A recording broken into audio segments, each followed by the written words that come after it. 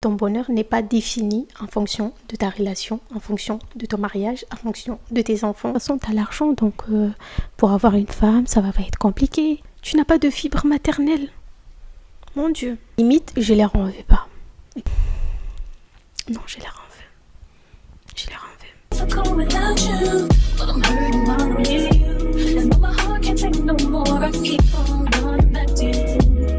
Bonjour à tous et bienvenue dans cette nouvelle vidéo. J'espère que vous allez bien, que vous avez passé de bonnes semaines. On va parler d'un sujet. Il y a trop de choses à dire.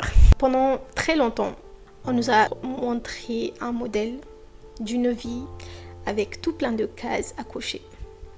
Faire les études, avoir son diplôme, avoir un bon travail, un bon salaire, se marier, faire des enfants, fonder une famille et vivre heureux des enfants. Ah, il a commencé ses études.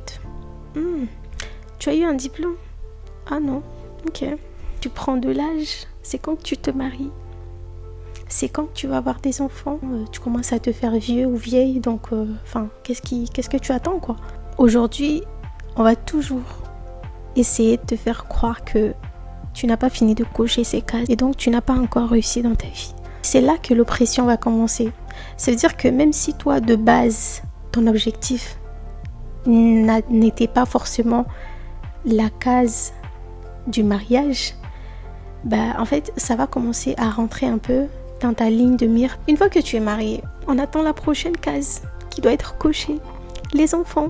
Et gare à toi si tu dis que tu n'en veux pas. Surtout si tu es une femme. Comment ça, tu n'en veux pas? Ce n'est pas normal. Tu es une femme et tu veux pas d'enfant? Comment c'est possible? Mais c'est pas humain. Oh, waouh. Tu n'as pas de fibre maternelle. Mon Dieu. Mais si tu en veux et que tu n'arrives pas, on va commencer à remarquer tous tes faits et gestes. Même quand tu tombes un peu malade, peut-être qu'elle est enceinte. Oh, t'as vu? Le ventre commence à sortir. Oh, t'as vu son visage est pâle. Ses yeux, son nez, elle est forcément enceinte. En plus, c'est logique, elle vient de se marier. Mais en fait, moi, ces gens-là, limite, je les en veux pas. Non, je les en veux. Je les en veux. Et la majorité, parfois, c'est des femmes et c'est ça même qui m'énerve. Là, je parle pour le cas des femmes, mais les hommes aussi. Quand tu commences à travailler, on te regarde. On va commencer à voir si tu gagnes bien ta vie, si tu as assez d'argent, si tu commences à évoluer financièrement. Et à partir du moment où on va supposer que financièrement, ça va, c'est le moment. Tu as l'argent et tout.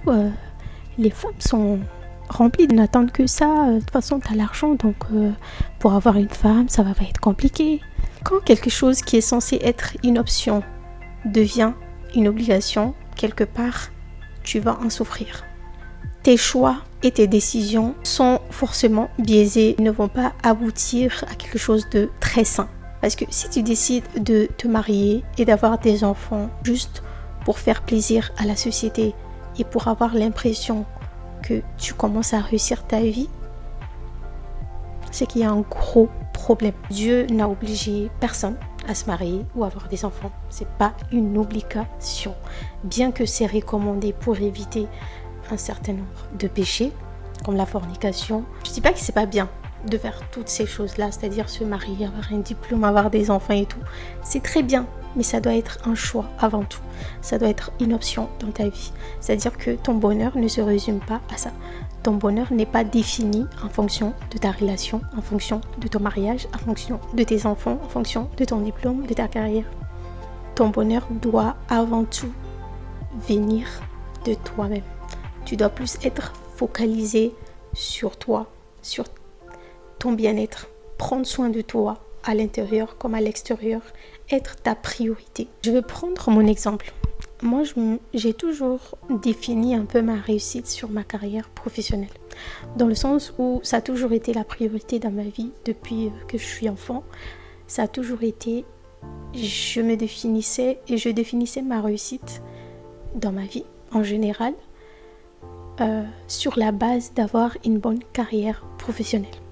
Aujourd'hui, le fait de ne pas m'être accompli professionnellement comme je l'ai toujours imaginé, j'ai vécu un très long moment d'oppression, un moment où ma vie n'avait comme pas de sens. Parce que j'ai fondé ce sens-là sur la base d'avoir une bonne carrière professionnelle. Et donc aujourd'hui, si je n'ai pas réussi à avoir ça, j'ai pas réussi en fait ma vie. Pendant très longtemps, c'est quelque chose qui m'a empêché même de commencer à faire les vidéos. Parce que quelque part, le fait de ne pas avoir atteint cet objectif-là professionnel, j'avais l'impression que me lancer dans les vidéos, ça serait comme une forme d'échec. Comme si le fait que j'ai pas réussi à avoir cette carrière professionnelle-là, je me contente de faire des vidéos qui n'est pas forcément à l'image de ce que je m'étais faite de ma réussite. Et je pense que si j'avais une carrière professionnelle comme je l'ai imaginé, j'aurais pas vu les choses de la même manière. C'est-à-dire que j'allais être en accord avec l'idée de filmer parce que j'aurais pris ça comme une passion, comme un passe-temps, un truc que je fais à côté. Parce que j'ai déjà une carrière professionnelle très bien établie. Je sais que la société a sa part. Bien évidemment, comme je l'ai dit, ce schéma, ça a été dessiné par la société. Mais on a aussi notre part dans le sens où, en priorisant une case, on va un peu fonder beaucoup de choses autour de notre vie par rapport à ça. On ne peut pas venir le déconstruire du jour au lendemain, j'en suis consciente. Le chemin, il est tracé. On est venu le trouver. Il a toujours existé. Il va continuer à exister. On ne peut pas le changer. L'idée, ce n'est pas de changer le chemin. On ne peut pas changer cette société. On ne va pas venir changer la mentalité des gens. Non. La seule chose qu'on va changer ici, c'est notre façon de déconstruire tout ça. C'est notre façon de faire face à cette pression-là. C'est notre façon de se choisir avant tout.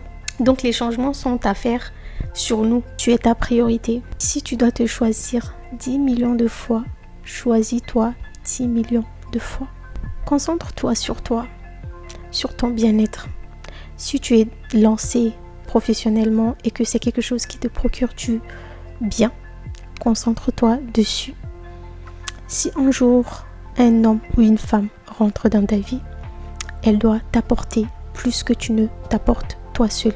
Si elle ne fait pas plus, tu n'as aucune obligation de te mettre en couple, dans un mariage ou avoir des enfants. Beaucoup de gens ont fait des enfants parce que c'était une case à cocher. Et aujourd'hui, c'est des enfants qui sont, pour la plupart, remplis de traumas, malheureux, parce qu'ils n'ont pas reçu l'amour, l'attention et tout ce qui doit être, tout ce qui leur est dû. Si tu n'as pas ce désir profond pour une quelconque des cases qu'on a citées, tu n'as aucune obligation, mais aucune obligation de les coucher. Prenons le temps d'analyser le sens qu'on veut donner à notre vie. Prenons le temps de nous questionner sur les vraies choses qui font sens pour nous. Parce que ça va déterminer toute notre vie. Pour éviter de se retrouver un jour face à soi-même et d'avoir l'impression de ne pas avoir complètement réussi notre vie ou d'avoir l'impression de ressentir comme un échec. Et je pense que ça nous arrive tous pendant des moments de ressentir un manque de sens, comme un vide dans notre vie. Ce n'est pas parce que tu n'as pas coché une case. Ce vide que tu ressens parfois, c'est juste, tu n'es pas en adéquation avec ton désir profond.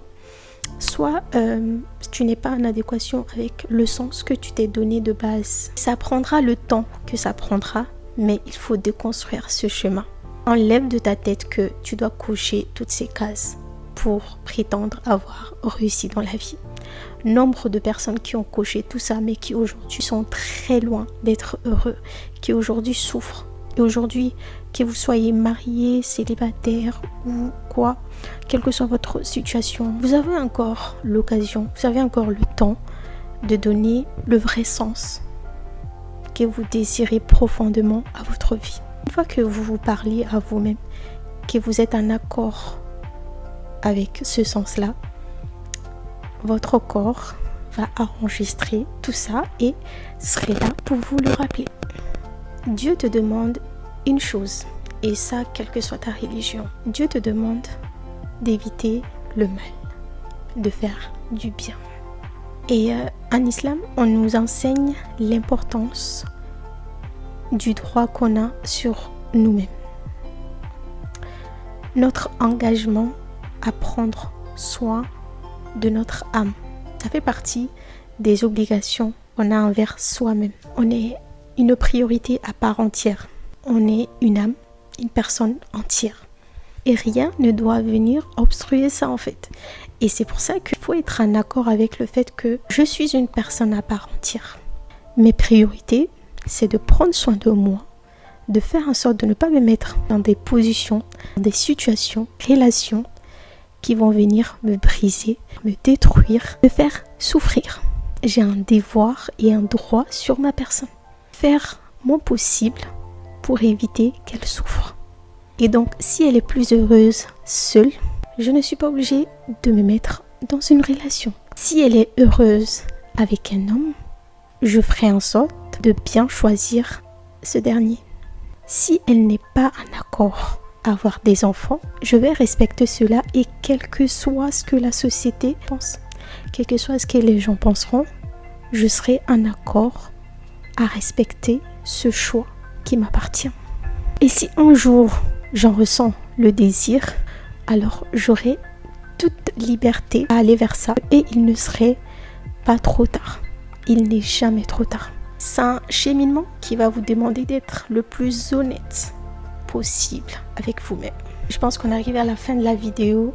Désolée à la fin, je pense que j'ai perdu ma voix. J'espère que cette vidéo fera sens pour vous. Je vous dis à très bientôt pour la deuxième partie de la vidéo parce que, comme je l'ai dit, je vais forcément faire une deuxième partie parce qu'il y a trop de choses que j'ai pas dites. Il y a beaucoup trop de choses que je n'ai pas évoquées dans cette vidéo et qui font partie de la pression sociale qu'on peut ressentir chaque jour, qu'on peut ressentir tout le temps. Et voilà. N'hésitez pas à me faire signe si vous avez envie qu'on fasse cette vidéo à 2 ou à 3, peu importe. Faites-moi signe, on fera du coup la deuxième partie soit à 2, soit en groupe, avec plaisir. Et comme ça, je pense qu'on aura beaucoup d'avis, beaucoup de témoignages aussi, parce que je sais que on fait tous face à cette pression sociale de différentes manières, de différents niveaux, mais on y fait tous face. Et j'espère qu'on aura tous la force, le courage d'y faire face. Ok, j'ai perdu ma voix, vraiment là, j'arrive plus.